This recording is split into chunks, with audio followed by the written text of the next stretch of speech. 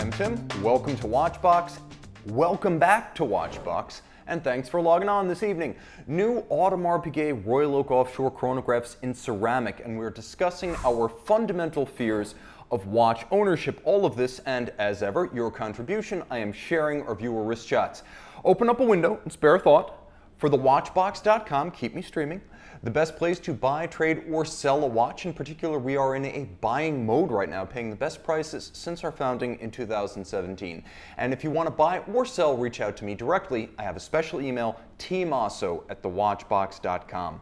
All right, jumping straight into our viewer wrist shots, Jan N gets us started with a rare Citizen Chronomaster, the premium brand alongside Campagnola, the first example of Chronomaster on our show. Ghost Rider is the doctor in the house with his Grand Seiko SBGA 375 spring drive automatic.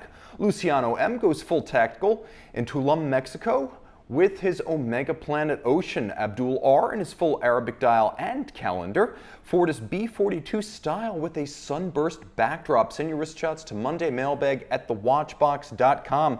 Let's see who's in our Watchbox right now. We've got Eddie Landsberg, longtime friend of the house. Edward Ledden of Sweden. Burning Mr. B, Mr. No Date. Chris NYC, guess where he's from. Pilot Style 123 from Ireland. Watches and Whiskey joining in.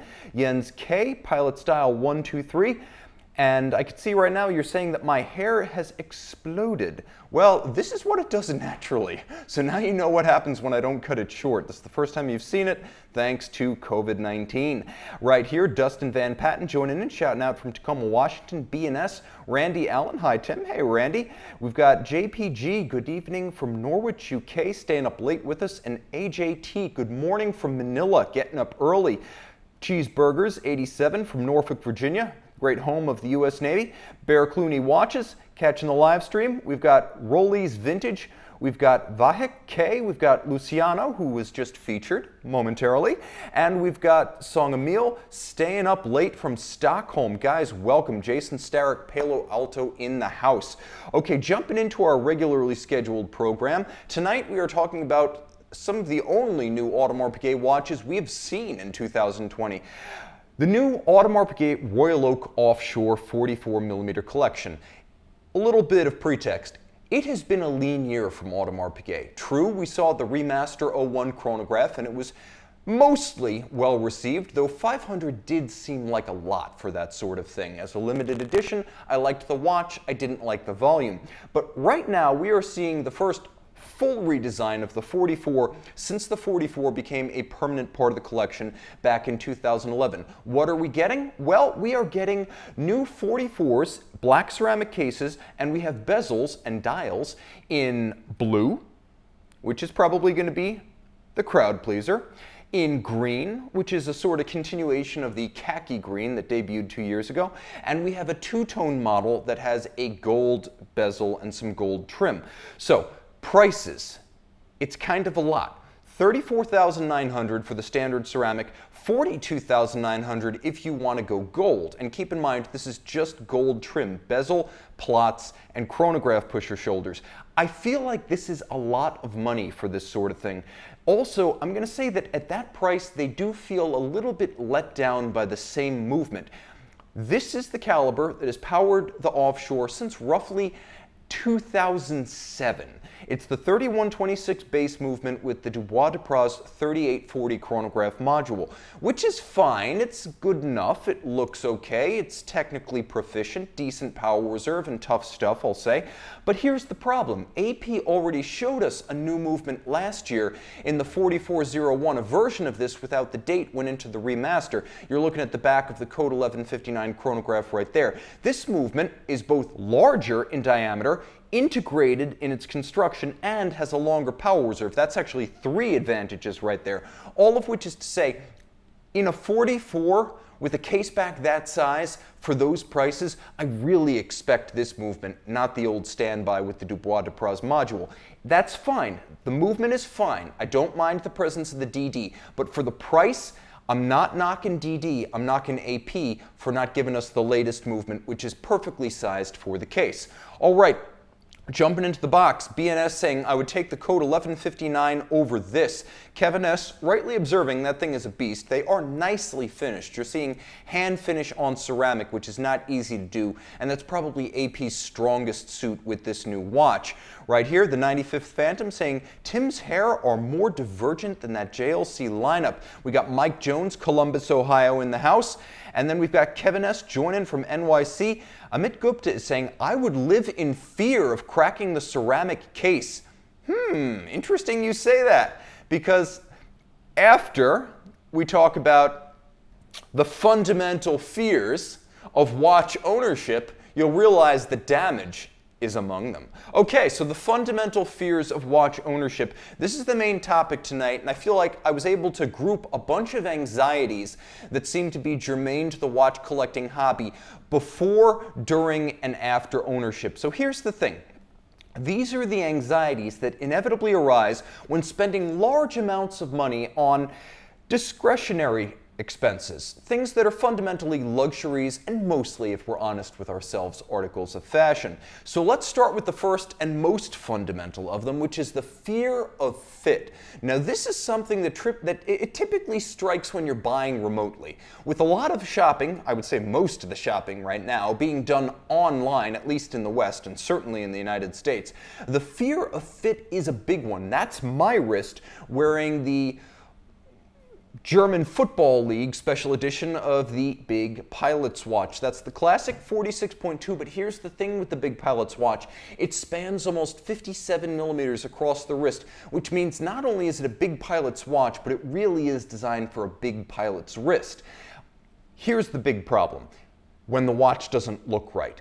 The watch feels fine on my wrist, but because we are talking about fashion here, and let's admit it, it's fashion, it's the look of the lugs overlapping the wrist that often causes the most anxiety and thus the most fear. So how can we mitigate this? First, you want to use your resources. YouTube, I give you the lug-to-lug spacing, which is to say the distance from the end of one lug horn to the other side. And when there are solid end links, I give you that distance too. When you're buying a watch, you don't have to buy it from me, but ask the seller to measure it lug-to-lug. Then you can measure your wrist across and at least get a rule of the thumb to know whether this is going to work. In my case, I never even came close. Also, insist on a right of return. Any reasonable seller that sells you something remotely, sight unseen, is going to let you return the watch if it doesn't fit or you don't like the way it looks on your wrist. This is elemental. Any seller that can't afford to take a return really is the seller you can't afford to patronize. This is basic stuff. Unless we're talking about really small, like one-horse, one-off sales, a seller online needs to accept returns on aesthetic and fit basis. I would also say there's another concern that we don't see as often, but it's out there. And that is the question of whether a watch is too small.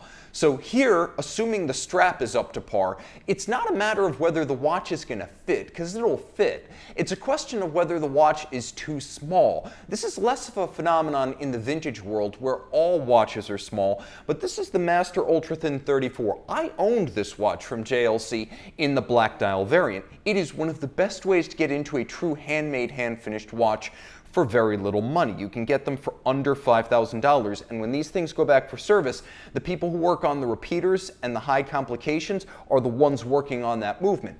But as fine as it is, it's not much bigger than a coin on your wrist. So some folks are going to have a problem with this as well. Again, insist on right of return. Now here's where I would say focus on shape. When a watch has an unusual lug profile. This is true when you have something like a Royal Oak or a Royal Oak Offshore where you have an integrated bracelet or strap.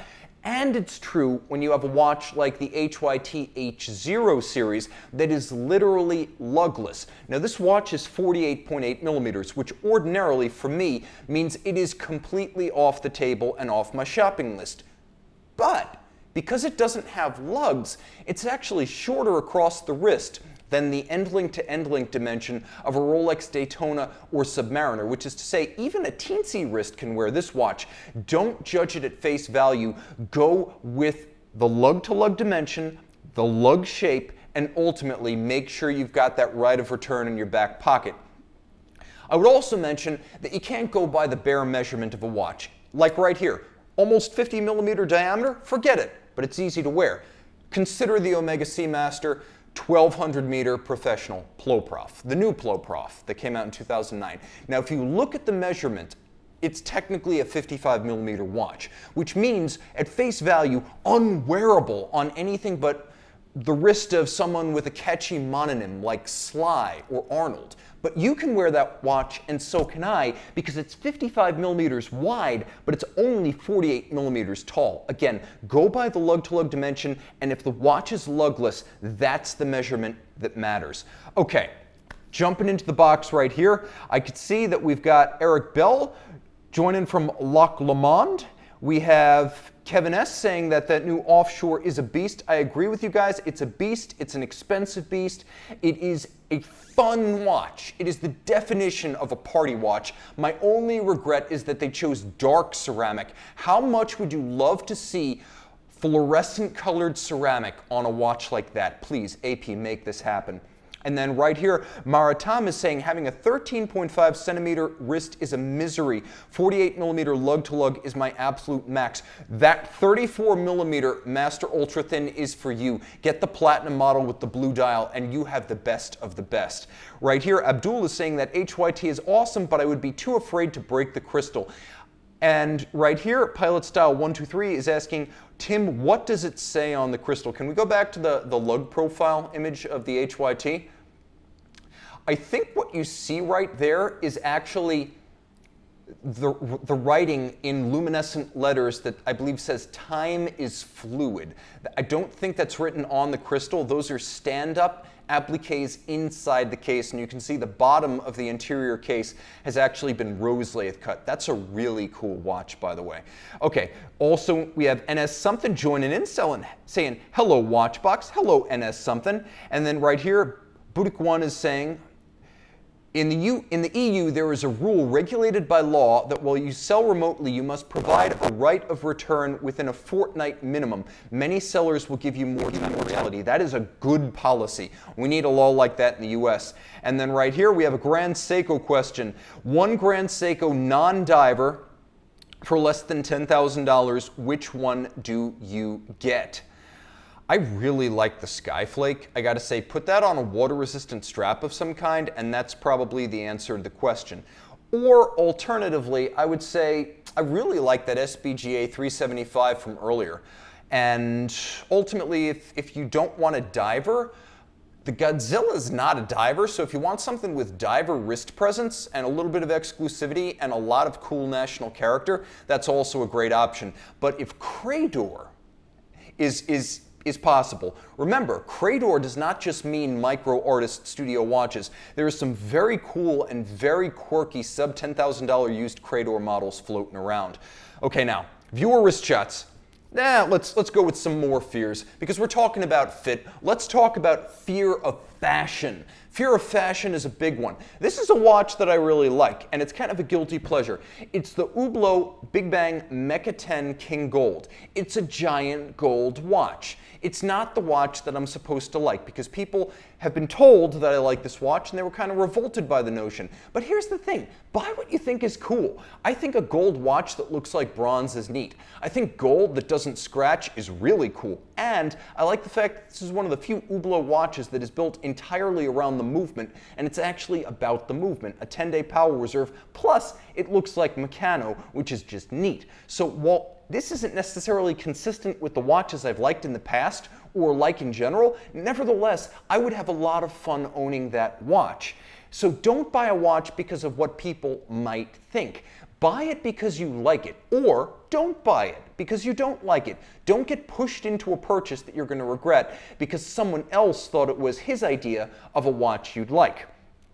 Or you worry about the longevity of a style.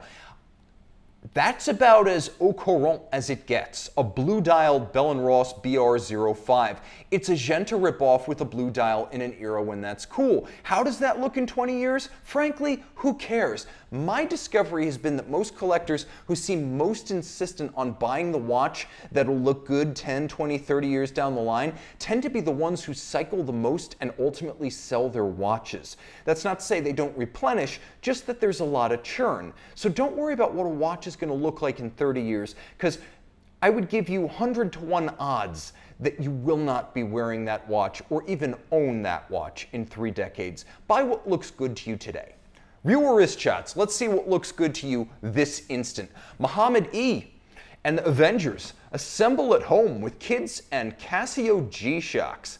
Gregory P. of the UK greets us from offshore duty, as he describes it, with his Tudor Black Bay 58. What's going on there? Is that a North Sea oil rig or something? Are you doing some deep sea salvage? Let me know if you're in the box, Gregory. Richard C., our friend from South Florida, from a military family, is ready for the USA's birthday on July 4th with a Rolex GMT and an oath that I remember well from my Navy days.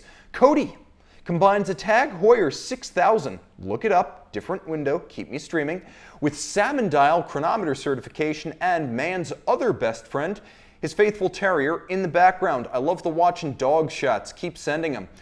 Send your wrist shots to mondaymailbag@thewatchbox.com. All right, let's jump into the box right here. Kevin S. asking thoughts on the new Oris watches. All bronze chrono and the Carysfort Reef GMT. I actually like the Reef GMT a lot. That lovely aqua teal gradient dial, for me, is what seals it. It's a good looking watch. It's a practical complication. It's a wear it all the type durable piece.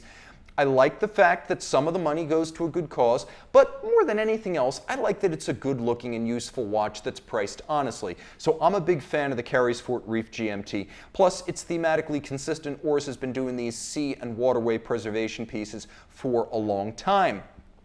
Now, fear of damage. I'm asked about chipping ceramic, and that's a major concern that people have about ceramic, but also about sapphire crystals. By the way, if you're a European and you're not familiar with this is something we do in the United States. It's called a demolition derby, where the last car still functional in a beat 'em up, crash 'em up slugfest is the winner.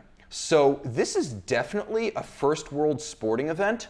The idea is that you expend about 20 cars in the space of 5 minutes. And again, the last junker still clunking is the winner. I've seen them in person. They're spectacular. They're also very redneck. Bring a beer.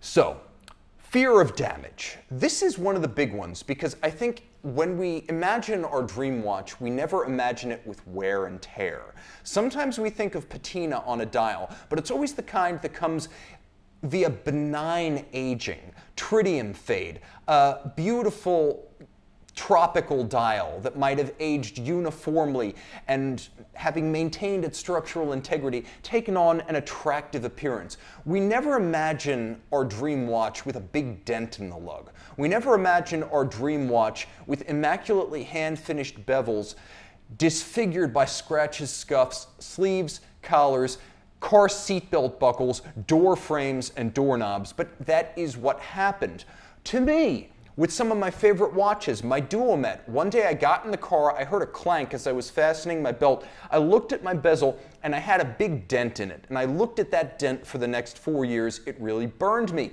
There was another day when I was going in to talk to our watchmakers at Watch You Want back in Florida, where I was wearing my platinum tourbillon and I caught the latch that holds the door. And the latch took a big chunk out of the bezel of the reverso, the platinum tourbillon reverso. That really bothered me.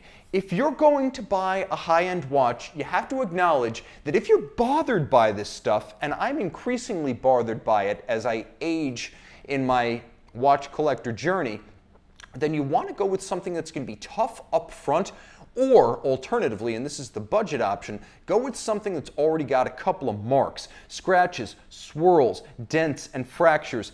Destructive accidents notwithstanding, most of us try to reckon our own tolerance for contact marks that will inevitably accumulate on our watches if we use them. And if we don't use them, what was the point? It's like putting miles on your dream car. It's got to happen for you to feel like you got some enjoyment out of it. I've seen too many 1987 Buick GNXs that have single-digit or double-digit miles, plastic on the seats, and all of the engine rubber has cracked and vulcanized, so you can't even start them. 1995 Ford Mustang Cobra R second generations that, again, still have all of the delivery wrappings on them, and they've never been driven, never been enjoyed. This is something that should never happen to a watch. Heck, it should never happen to a car, but we're talking about watches on the show.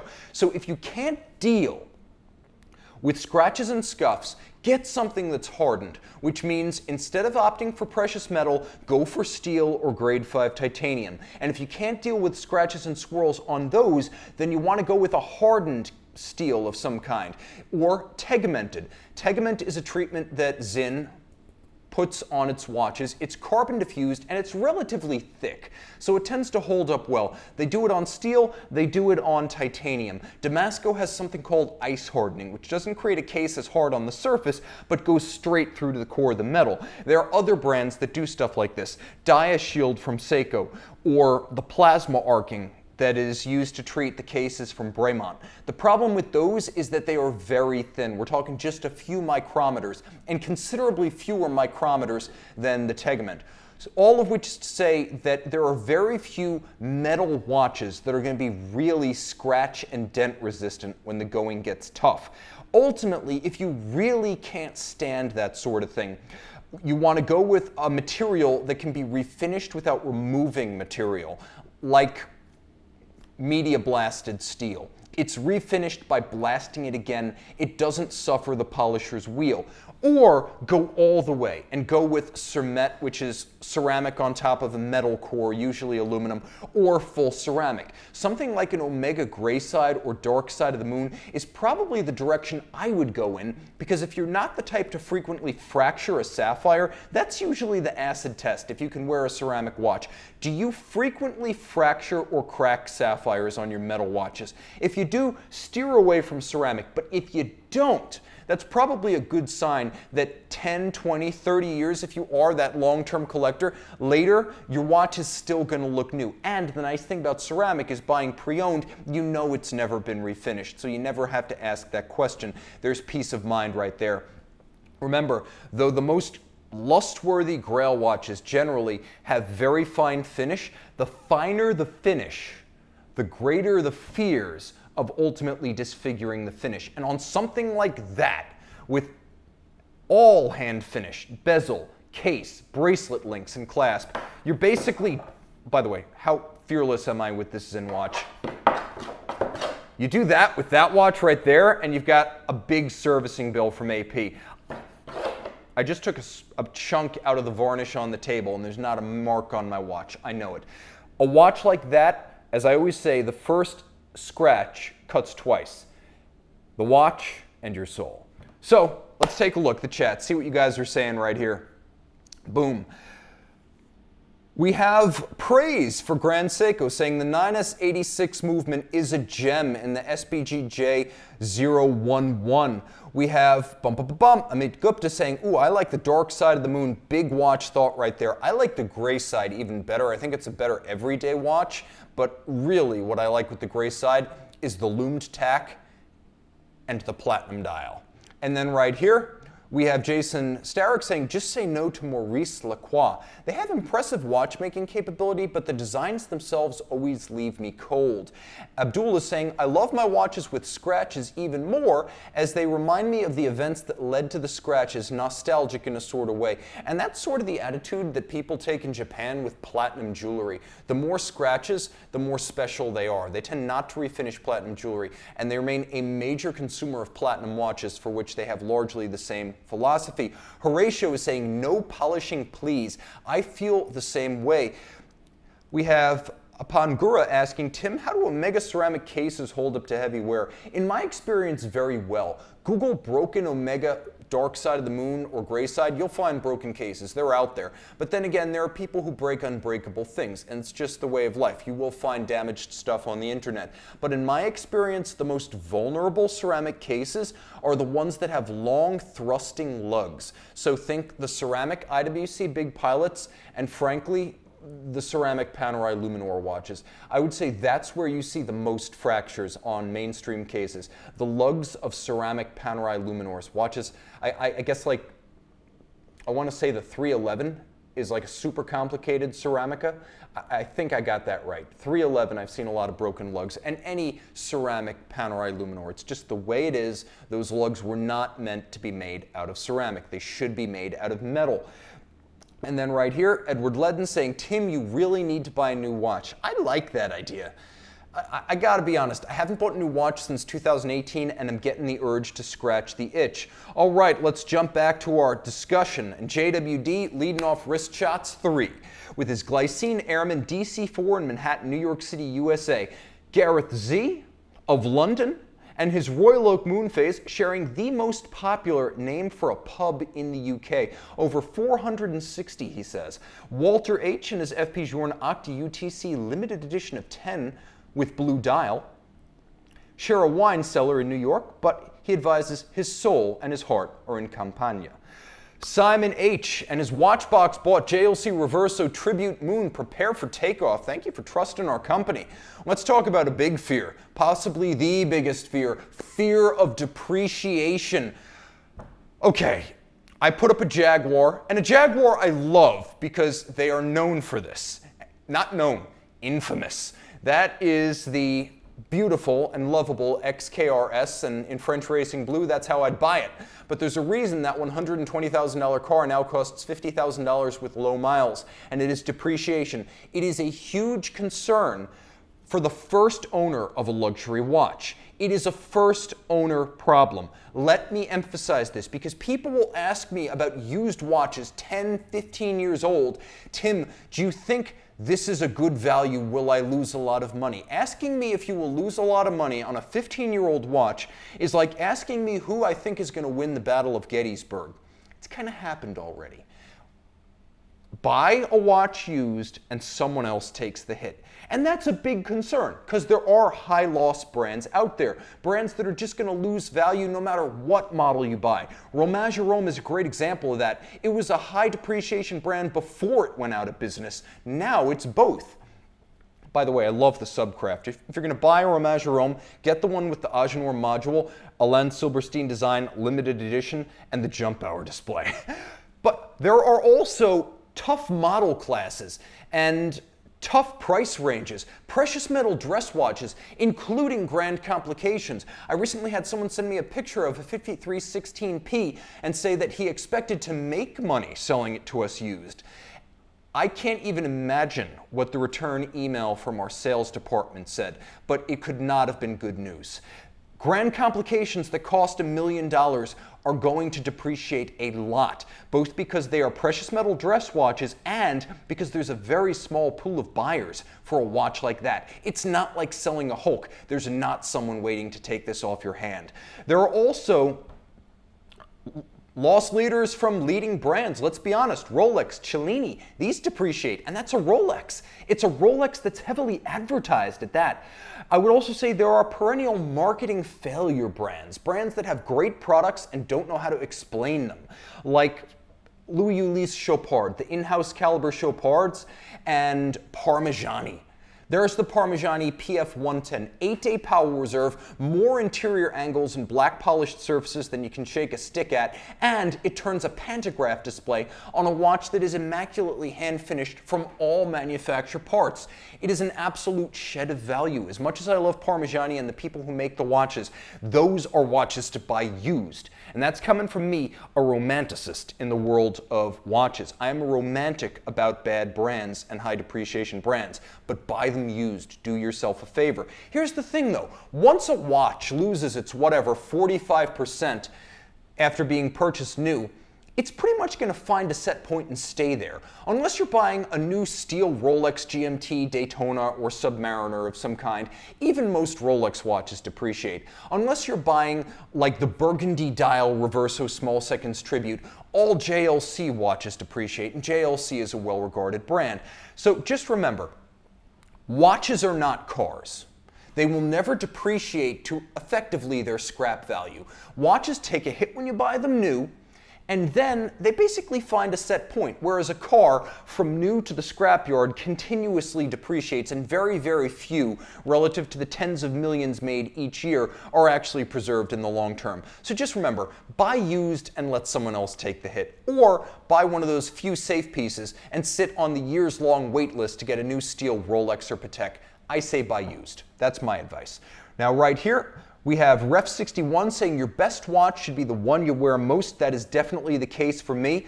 And we also have Marco saying Franck Muller loses big time. Roger Dubuis also. I would say the difference between those two is that the Dubuis watches have a lot more horological value, whereas the Franck Muller watches today are mostly just casing up exercises of someone else's movement. I would pay for a used Dubuis. I wouldn't buy a Franck Muller. I'm just not interested in the brand. And then Edward Ledden is saying some watches you want to buy new, but most of the time it's smarter to just buy used. That's especially true now that you see brands offering 5, 8, even 10-year warranties. It makes more sense to buy used, especially since now it's so easy to get a watch that still has years of warranty remaining. And then right here, Horatio is saying go second hand, but having your name on the papers can mean a lot, especially if you never sell your beloved Patek, for instance. And God help you if you lose the papers to your Patek, regardless of whether your name is on the paperwork. And then right here, Abdullah is saying if a watch loses 75% from the initial value at first, get it and enjoy guilt-free. I think he means get it used and enjoy guilt-free. And then Marco is saying, I purchased my Daytona new for $10K, my Batman for $8K, no loss there. Like I said, if you're going to buy one of those handful of steel Rolex models new, great deal. For everyone else and every other watch, generally you want to buy used. Even if you don't buy from us. I know I'm shilling for the used thing, but that's how I buy my watch. And a little secret between you and me, I have cheated on Watchbox in the past. Not always, but sometimes. Okay, big fear of theft. I did a show on watch theft once, and it was easily one of the most commented and viewed programs I have ever created. Why? Because this is a hot topic. High-profile robberies of people wearing $1 million Richard Mille or smash and grab, sometimes using vehicular means, at major boutiques. It's a sexy news story. But here's the thing. You want to have insurance.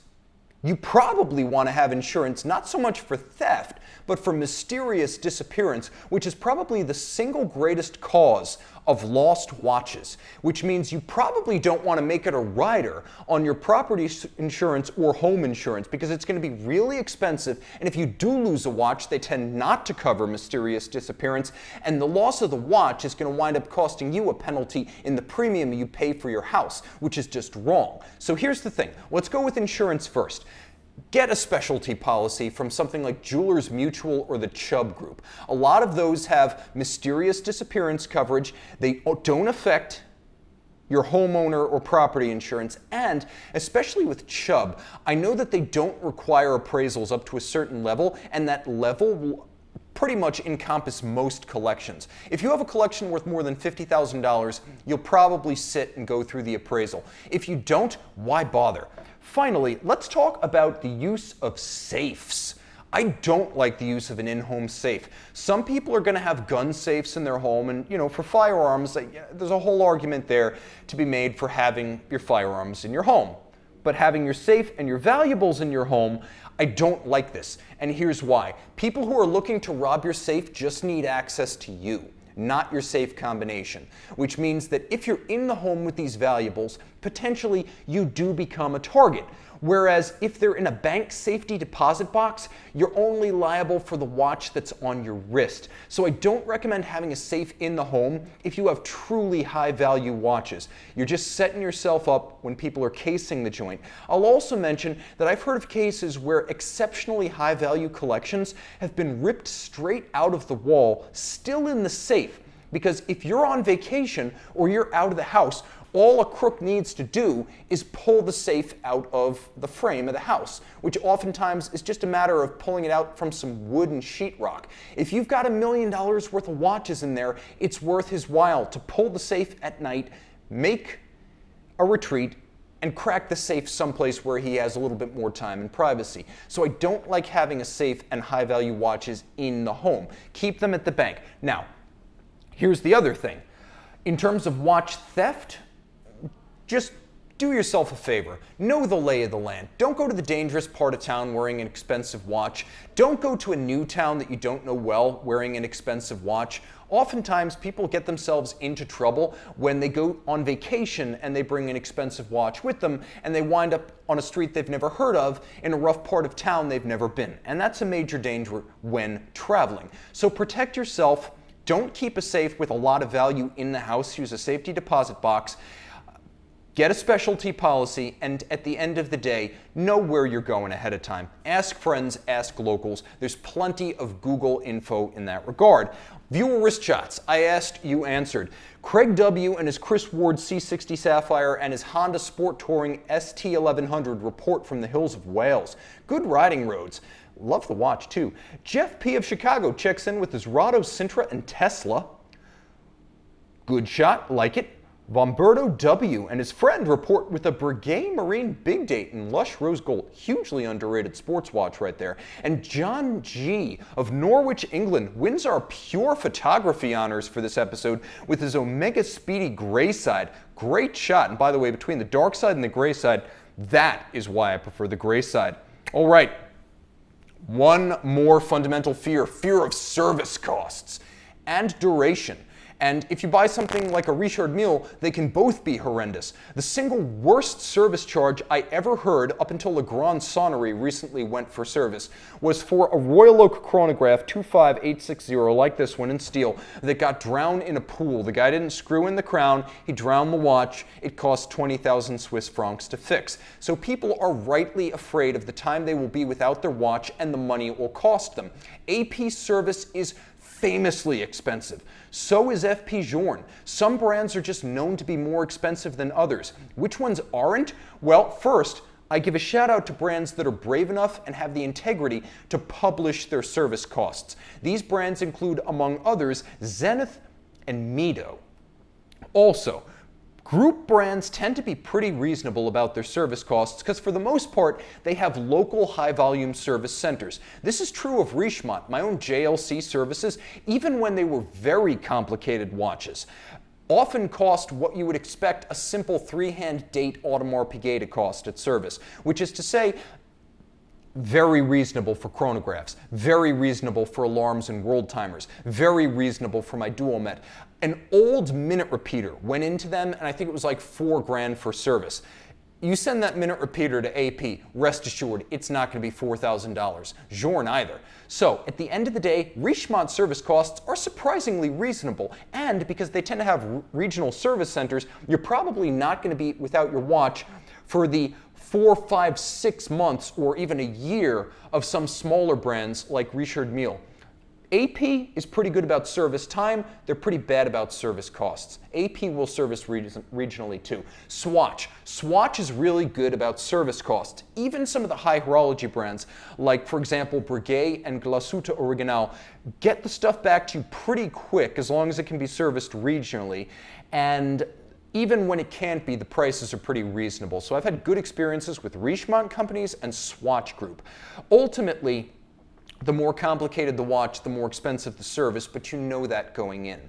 Watches that don't have regional service centers, like if you have to send the watch back to Germany no matter what, or if you have to send it back to Switzerland no matter what, it's going to take more time. If you have to send a watch back to Japan, it's going to take more time. So factor this in. The fear of service is not just the fear of the cost, which can be formidable, it's the time you are without your watch. So do your research before you invest in a brand.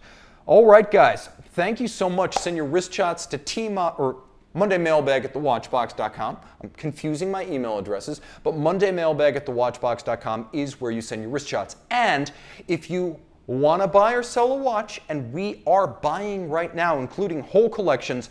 Tim Mosso at thewatchbox.com. There it is right now. Thanks to Sean over there. Thanks to my crew. Thanks to you for tuning in, guys. Comment and subscribe. Let me know in the box below. And join me, Tim_Mosso, on Instagram. Guys, thank you so much. Huge audience tonight. Time out, Tim out, and thank you for logging on.